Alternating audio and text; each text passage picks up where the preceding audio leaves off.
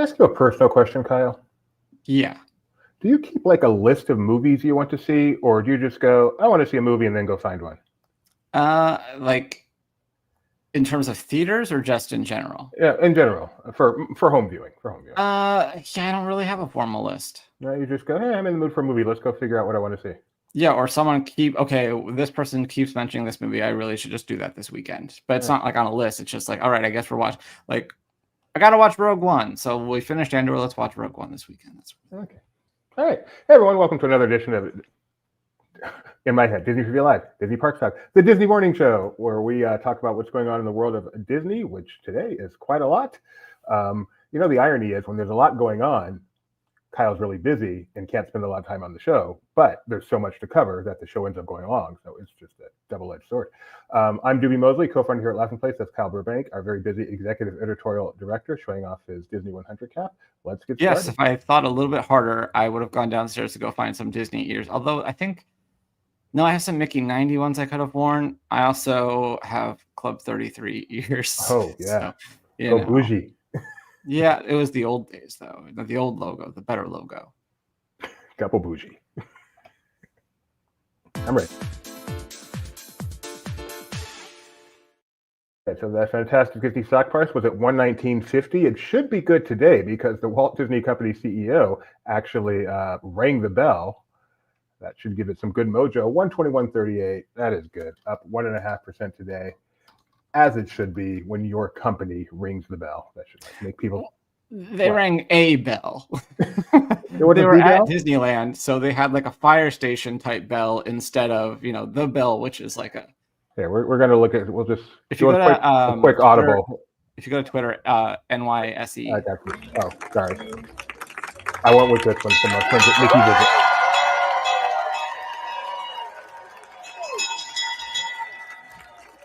Who's that on his left? Bob Iger Quasimodo? The bell ringer, perhaps. Do you know who that is on his left? The female? Not offhand. Okay, because that's Josh D'Amaro on the right, and I feel future Disney CEO on the right. It's like a passing of the torch right there is my feeling on this, with him standing right there ringing the bell. All I can think of is Haunted Mansion. Why? Ringing the bell. Anyway, so I was going to have weather, and then I realized I exported it before actually updating the weather, so I just wasted credits. So it's like 80 in Anaheim, and that's all that matters because it's Disneyland 70 today. Sounds good.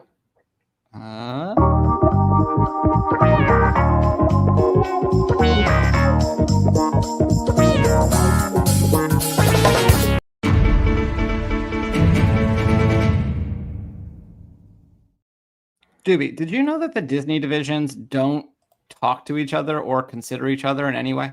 Do you think the people at Walt Disney Studios Pictures have any idea it's Disneyland's 70th birthday? An intern might have said something along the way and was steamrolled. They just released a new trailer and, more importantly, a poster for Tron Aries, the upcoming film hitting theaters October 10th.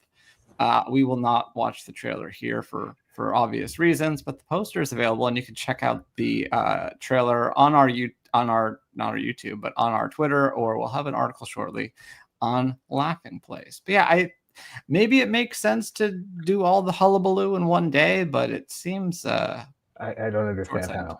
Yeah, okay, good clarification, Tony. Speculated future Disney CEO. That has not been confirmed in any way, shape, or form. Yeah, that's true. It is not. Yeah, it's not even rumor. It's pure speculation.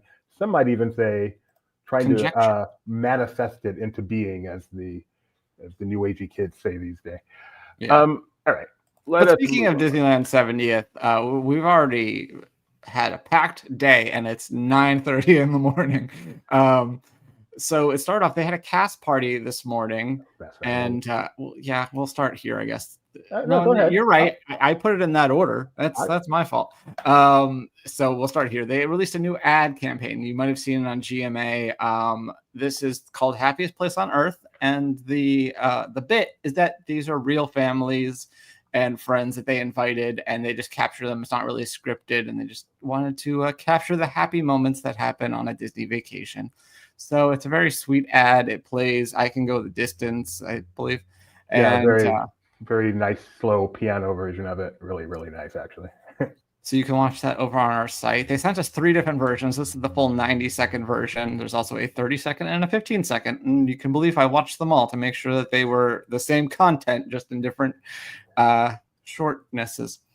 So yeah, so that was released. But then, as I was saying, I just want to comment on this. You need to see this commercial. This commercial was awesome. My favorite part is towards the end where there's this old lady, like she couldn't be my grandma now because my grandmas are dead, but she could have been my grandma 20 years ago.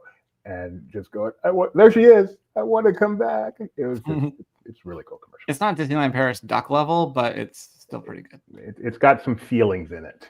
Yeah. Doobie even, that's right. I was supposed to call him out and say that he told me that this gave him all the feels, and that's one of his banned phrases. But of course, his banned phrases are only banned for other people, not for him. That's right. Cast party this morning started like 4 a.m. They got to experience some new things and celebrate the 70th anniversary. And while for some reason they invited Benji to come check it out as well, and he noticed that there's a new they're putting the finishing touches on it. That's how new it is. Zootopia window display on the Emporium, apparently replacing one that was Cinderella. And you can see here it's say in the same style of these Main Street windows, but I'd say it's definitely a step up in terms of technology. They're usually a little bit, I don't know, pretty cool. I actually like this Billy Judd recommendation for Bebe Neuwirth as Cruella de Vil. That's a fantastic recommendation. And Tony, is there some breaking Toy Story news that Fred It's returning to theaters? Like, who didn't see that coming? All right, but they got a date for it and everything. Okay, we got something for tomorrow. What else we got? So they were surprised that Benji's like, oh, they're going to show that tapestry of happiness because it's so early in the morning that it'll still be dark. But what he didn't know at the time was that they were adding the last verse to the tapestry of happiness. Maybe they announced this before, but he forgot. But yeah, so we got video of that, a pop version of the last verse being inserted into this projection show. Yeah. And this is going to be... I've been doing media events for a long time. I cannot remember them doing a really early morning media event so they can do nighttime stuff in the morning. That's really clever. It was a cast party that they invited media to. That's really clever, though, to bring them in at 3 a.m., show them all the nighttime stuff before it actually. I like that. It's for the cast or for the media. And there's also a really cool cast photo you can see with everybody lined down Main Street before park opening today. So yeah, they've been doing all sorts of stuff. But the last verse, we have video of it at... That's the next story after that. Oh, I forget what this tweet that I put here is. Oh, yeah. Speaking of the last verse, the story's coming soon to Laughing Place, but Mike went into the Main Street Cinema where they now have a celebration of the Sherman brothers. It's got some confusing titling. So it says, "So Much That We Share" is a tribute to the Shermans, and then you get a thing that says a new verse, a tribute to the Shermans, but then the short itself is actually called The Last Verse, and they refer to it as the last verse in the stuff for Small World, but it's the exact same short that was aired on ABC as during Mary Poppins thing. So but it's pretty cool that you can go in there and watch that and then experience it over on It's a Small World, including over at the Magic Kingdom, where because of how time zones work, even though this was a celebration for Disneyland's 70th, Magic Kingdom actually was the first to hear the new verse in the attraction. So Jeremiah was able to get video of that. I don't know why I'm showing video. Anaheim now. It's the audio that changed, but we're showing the same video that you would get before it changed. So do you know, did they actually have to reanimate the characters' mouths to match the new lyrics? You think they were that tightly synced beforehand? No, I don't know. And I don't even know. That was purely a joke. It's credited on the record to the Disneyland Children's Chorus. I don't know if Disney has a stable of children that come and sing, but as my friend Jeff pointed out, it's a little weird that they didn't share that recording session as like a promotional tool. So he's wondering what exactly the Disneyland Children's Chorus is. That's true. Yeah, we got a copyright claim on the Instagram that we put up of that, and it was from the Disney Children Chorus, The children are very litigious these days. I believe that, don't they grow up to be like the kids of the kingdom? And then it's like a sequence, you end up on Disney Channel, and now they're in Disneyland 70th anniversary I think commercial. these children might be portrayed by Haley Joel Osment, which is to say, they're dead? they're AI. Oh, I went to the wrong movie. No, I don't know that. I like to think there's real children singing this song, but who knows? You tell yourself that.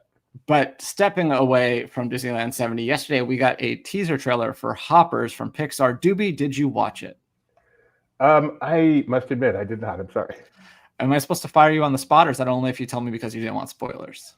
Only if I tell you because you didn't want spoilers. No, I did not do my job. I should have watched this. I got so caught up on all the 70th stuff this morning that I didn't. And it's really fun. And that right there is, they make I don't know if you'd quite call it meta, but she's like, oh, so it's like Avatar. She's like it's nothing like Avatar.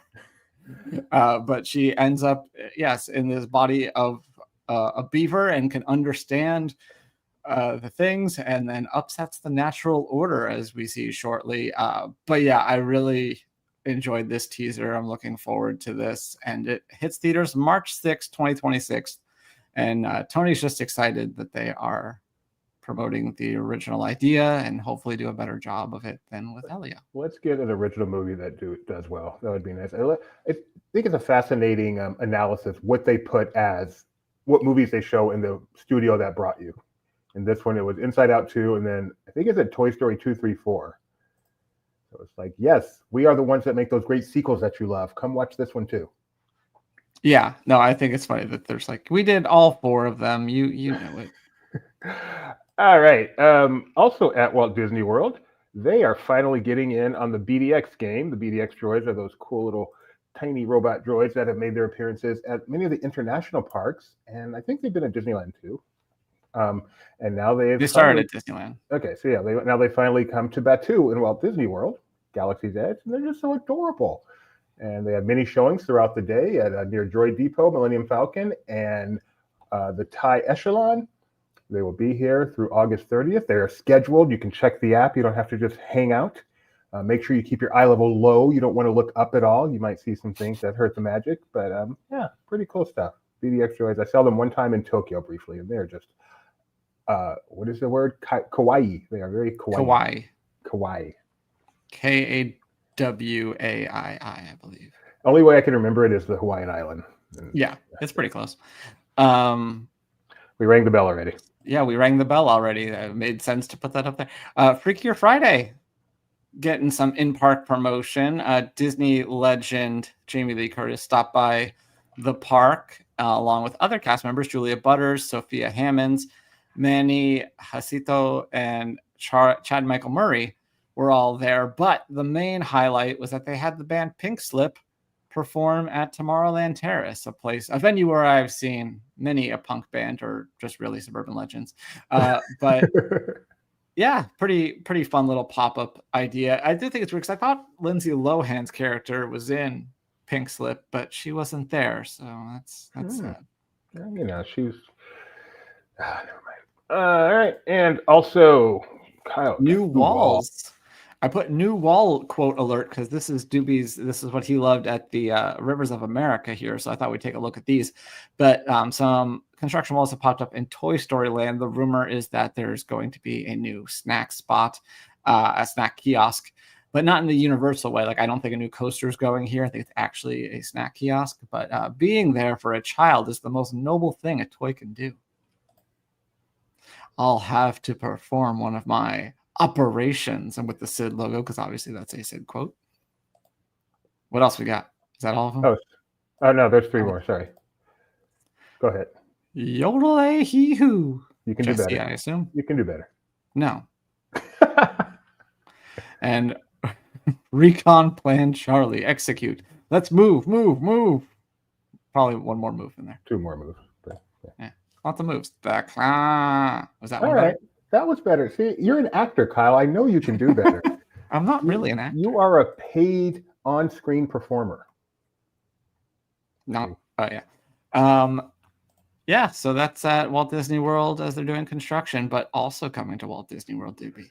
is the Ocho. And someone's really, really excited about this.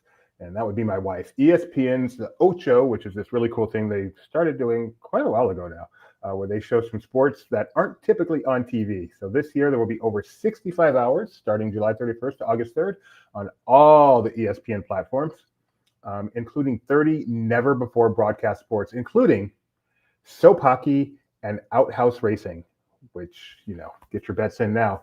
And for the first time, they're actually going to be broadcasting from ESPN Right Over Sports at Disney World. It's going to be the hub, as well as 11 live competitions there, and the Ocho Show, and a stop for the Sports Center 50 States in 50 Days. So tickets are on sale now, and I will tell you that Laughing Place, i.e. my wife, will be on scene covering the Ocho at Walt Disney World, and she could not be more excited. Speaking of could not be any more excited. And I've had my share of bad reviews. I still remember my first good one, though. Everything else in this production of Our Town was simply terrible. Joey Tribbiani was abysmal. That was a great segue, Kyle. Thank you. The Smurfs. Speaking of abysmal. So, Benji got to review The Smurfs, which is a family movie, and we do more than just Disney here. We certainly like to talk about family movies in general, or family entertainment in general. Something wrong here. Yeah, this is on me, not you. Okay, sorry. Anyway, so you know what we do here? We read the title, the tagline, and the conclusion. Smurfs is a half-baked reboot that misses its stated goal, by Benjamin A. Breitbart, CEO and head cheese of Laughing Place. Perhaps the saddest part of the movie. Nope. Sorry. His subline is, they had a chance to bring the franchise back to glory and blew it. Yeah, that's right. All right. Perhaps the saddest part of the movie is that this half-hearted reboot may put the franchise on an extended hiatus. That's sad. The Smurfs, as Peyo actually envisioned them, is a franchise that should be kept alive, but it shouldn't be done so just to release a film. They should put the time and effort into crafting an endeavor that truly speaks to the franchise's DNA and legacy. I do hope the Smurfs return, but next time consult Brainy Smurf and Poet Smurf before greenlighting the project. I give Rihanna is Smurfette Smurfs 2 out of. I give Rihanna is Smurfette Smurfs 2 out of 5 Smurfs. I don't know why. And he's referencing the fact that the poster says Rihanna is Smurfette. It almost looks like it's the title. Oh, okay. Thank you. And it's right there in front of my face, but I'm looking over here and I was so confused. It's okay. Based on that review, 2 out of 5 seems very generous, but that's what he gave it. And as you know, we'll get to that later. And the rest. Movies that were better received than Smurfs. One of them was Black Swan, released in 2010 by then Fox Searchlight, now just Searchlight Pictures. It is going to be coming to IMAX to celebrate its 15th anniversary, so it'll be available on August 21st and 21st and 24th. So almost like a Fathom event, but not Fathom. So you can check your local listings if that's something that you're into. Have you seen this movie? I have not. I like Natalie Portman. I did not picture this as an IMAX type movie. That was my question. I'm sure it's a great movie, but I didn't know if it I didn't have an IMAX run the first time. I don't know why it necessitates one now. I understand bringing it back to theaters for a couple days, but I'm actually more interested in that. If they think this is one that works on IMAX, what was I wrong about this movie? So anyway, another thing that would be great for IMAX is The Simpsons, and starting yesterday, Homer has taken over on Disney Plus for a limited time. Homerpalooza. It's one of those, what do they call, lean back viewing experiences where you just turn on the channel and you don't have to make choices. It just shows you, which are just brilliant. So anyway, it's here for a limited time, Homerpalooza, over 200 of the most Homer-centric episodes, 80 hours of pure Homer. This is taking over the Simpsons stream for a limited time. So lean back, relax, and watch the man himself.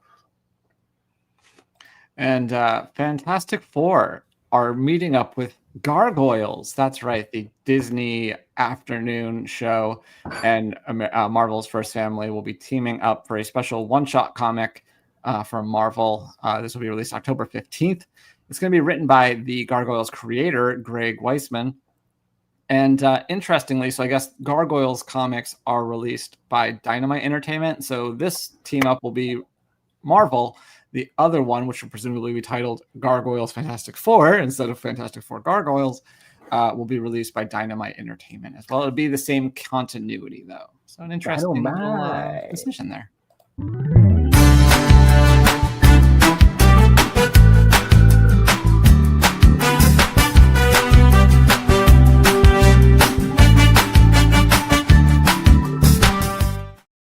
Well, in honor of Disneyland's 70th anniversary today, Maxon is pouring salt in the Floridian wounds as he highlights some Disneyland attractions that are still there that are no longer at Walt Disney World, including, of course, the recently closed Rivers of America attractions in Tom Sawyer Island. But I will say we'll have to do the reverse because between Bears and especially Carousel of Progress, Magic Kingdom still has or even Walt Disney World in general has a few things on Disneyland. But yeah, Mr. Toad's Wild Ride, I think people are probably over it by now, but some aren't. My son had a rant about this video, and it was partially helped by the cover image for the article, but the canoes are not in this video. Oh, yeah. I don't know. And you know, maybe because nobody cares, Sean. I hope he's not watching now, or you've just lost a friend, Kyle.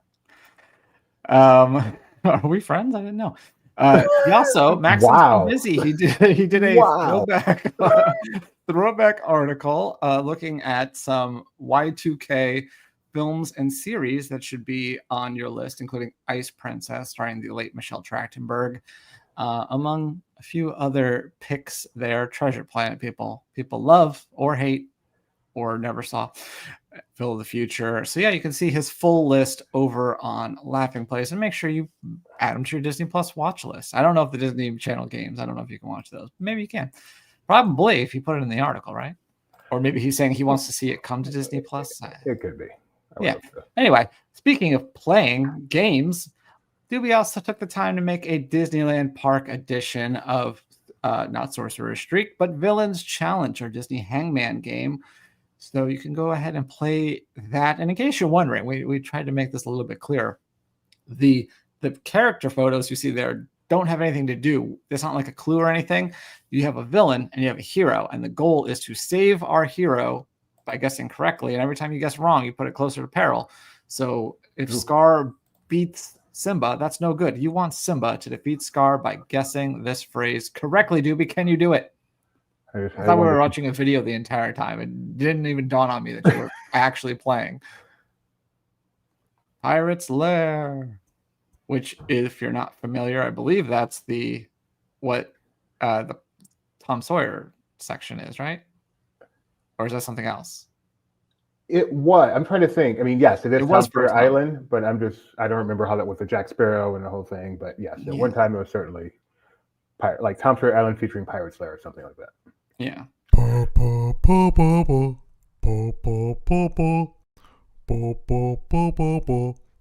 fun stuff. So I ran across this. Pocket is back, by the way. She's called Send It to Kyle. And except this is fun stuff. Is this fun stuff? Oh, dude, I'm so wrong. That's why you heard New Kids on the Block. I'm so bad. Sorry, I was so excited to see that video again. We'll get there. I haven't watched it yet. Click the button, Doobie.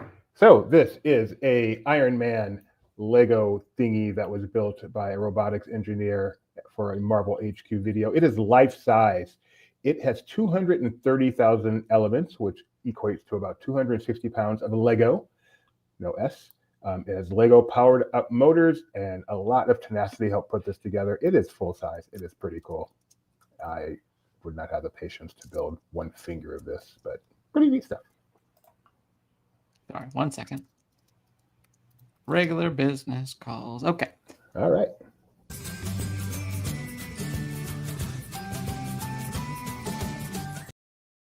All right, Kyle, what is my favorite part of Disney? Ship. Disney Cruise. Let's take a look. Wait a second. This isn't a cruise. This is someone's balcony at the Grand Floridian. That is some crazy, crazy weather they were having at Walt Disney World this day, to where it just totally looks like they're on a ship. So I didn't know that Seven Seas Lagoon could look like that. This is like their second twice this week, within the past week, where we've had rain-related pocket picks. It's almost like it rains in summer at Disney World. Anyway. Another video started playing and I had audio. I'm like, where's that coming from? All right, this is the part of the show where Kyle shows off how smart he is by trying to guess what happened on this day in Disney history. There is one guaranteed he will get. But let's not only do that one. So on this day in 1912, you're not going to, you will have to guess. On this day in 1912, by sheer coincidence, it was the birthday of one of the three co-hosts of Disneyland's Kickoff. Which one? Art Linkletter. You are right. On this day in 1912, the famous Art Linkletter was born. He was working on his birthday. On this day in 1955, a theme park opened. Disneyland. You are correct. On this day in 1963, a movie debuted. Wait, sorry. Can I back up for a second? Yes. Are you a July 17th person or July 18th person? Which day did Disneyland really open? July 17th. It didn't, but at this point, you just got to go with it. Fair enough. The precedent, not president. But no, it opened on July 18th. 17th was a media event. It opened on the 18th. On this day, in 1963, a movie opened, the sequel to Old Yeller. Older Yellower. Oh my goodness, Kyle. You don't know the sequel to Old Yeller? No. Nikki B makes a great point. Walt was not there on July 17th, as we all know. No, he was there. I'm sure I've heard of this sequel, but I don't know how there is a sequel in the first place, based on what I know of the original. Savage Sam. Oh, yeah, I've heard of it, but I think it's about never would have pulled that. I don't know. Old Yeller. Oh, Fred, I'm so disappointed in you. Wow. On this day in 1965, Disneyland's birthday, 10th birthday, an attraction debuted there. I'll give you a hint. It is not there now, although it will be back. Great moments with Mr. Lincoln. Nailed it. Very good. Not there on his birthday. On this day in 1989, an attraction debuted, I would say dedicated to Disneyland. One of the most famous Splash. dedication videos ever. Splash Mountain, zip, zip, zip, zip, zip, zip. Also not there. On this day in 1996, a major Disneyland resort announcement was made. 96. Westcott. No. Way too late for that. DCA. Fair enough. 5 years later, it opened. And finally, on this day in 2015, an MCU movie opened. 2015, July.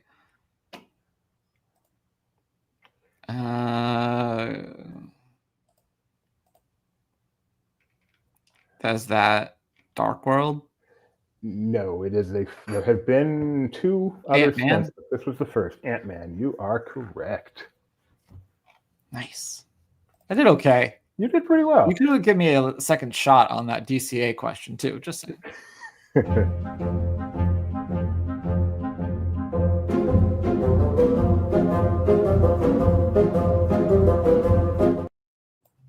Sorry. Oh, it was done. Oh, okay. All right, let's take a look at Sorcerer Streak. First of all, we finished some questions. We missed a day here, so let's see. We missed. We did Zombies Live, and that just shocked everyone. And we did check later, and it was the #1 movie. So maybe there was some glitch in the Matrix, but we got to go with what's there. Smurfs, rotten or fresh? What did you pick on that one, Kyle? Rotten. Rotten. Granted, I did see Benji's review beforehand, so I had a little. I want to say originally we were going to base it on Benji's review. I'm like, well, I'm going to have to skip it because I already saw the rating, but I don't feel too bad about it. All right. Yesterday's question, which is yet to be answered, is by 4 p.m. today, will It's a Small World with its brand new verse have a queue of 45 minutes or longer? Do you remember what you guessed for this one, Kyle? I said yes because I know how Disneylanders are, but I mean, I wanted to look back and see what a holiday version gets, and I want to say it gets up to an hour, even though it has a high capacity attraction and the line looks a lot longer than it actually is time wise. I still think that this is quite possible. Although the other thing is, APs are blocked out, or a lot of APs are going to be blocked out today. So I think there's enough dedicated people who, even if their AP is not valid, will buy tickets to come on the birthday. So I'm counting on those hardcore Disneylanders to get this wait time up. And not all APs are blacked out. Just the highest level can get in, but the rest are blacked out. Yeah, a lot of the lower ones. I didn't take that into consideration. I said yes as well. I'm going to take a look at the wait times right now. And right now it is only 20 minutes here. 20 minutes. Earlier it was 35. Okay, interesting. Now, I did not check history for the day. It may have reached it already. I did not go back and check history for the day. But at 4 p.m., we will check. And if it ever got to 45 minutes, then the answer will be yes. Otherwise, the answer will be no. And then today's question.